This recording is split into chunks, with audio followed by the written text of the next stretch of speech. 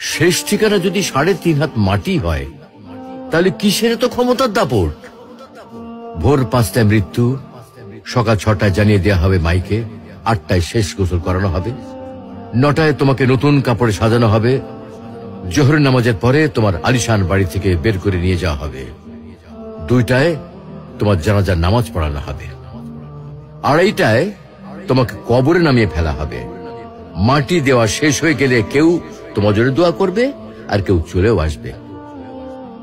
এই তো জীবনের শেষ আয়োজন।